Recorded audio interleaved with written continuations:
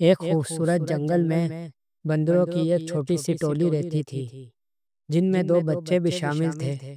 یہ بچے بہت شرارتی تھے اور اپنے ماں باپ کے لیے ہمیشہ تکلیف کا سبب بنتے تھے۔ اسی جنگل میں ایک ننھا زراف بھی رہتا تھا، جو بہت سیدھا سادہ اور بھولا بھالا تھا۔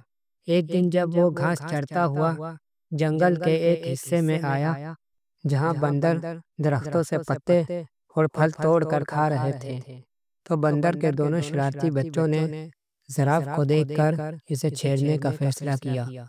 دونوں بندر اس درخت پر چڑھ کر زراف سے بولے، ہائے تم کتنے عجیب ہو، مینار جیسے لمبے، سیڑھیوں جیسے پیر والے۔ زراف نے نرم دل سے جواب دیا، میرا نام زراف ہے، کیا تم میرے دوست بنو گے؟ بندر ہنستے ہوئے کہنے لگے، ہم تم سے دوستی کیوں کریں گے، تم کتنے بدصورت ہو۔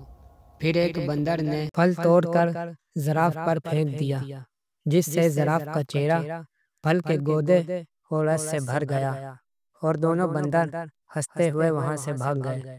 کچھ دن بعد دونوں شرارتی بندر جنگل کے ایک دور دراز علاقے میں گھومنے نکل گئے۔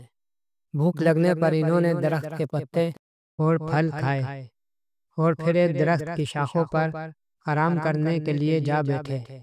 نیچے ایک شیر سو رہا تھا اور بندر اس بات سے بے خبر تھے۔ اچانک شیر کی گڑگڑاہٹ نے ان کا دل دہلا دیا اور انہوں نے شیر کو دیکھا۔ شیر نے بندروں کو ڈرا دھمکا کر کہا کہ وہ فوراً درختوں سے نیچے آئیں، ورنہ وہ ان کو کھا جائے گا۔ بندر ہنستے ہوئے یہ سمجھ رہے تھے کہ وہ درخت پر محفوظ ہیں، لیکن شیر نے اپنی طاقت دکھاتے ہوئے تیز چھلانگ لگائی اور ان کے قریب پہنچ گیا۔ بندروں کا دل دہل گیا اور وہ ڈر کے مارے ایک دوسرے کے ساتھ چپٹ گئے۔ اس وقت ان کے اوپر سے زراف کا سر نکلا، جو بندروں کے ساتھ کی جانے والی شرارتوں کے باوجود ان کی مدد کے لیے آیا تھا۔ زراف نے ان دونوں کو اپنی گردن پر سوار ہونے کی پیشکش کی اور کہا کہ شیر ان کا کچھ نہیں بگاڑ سکے گا۔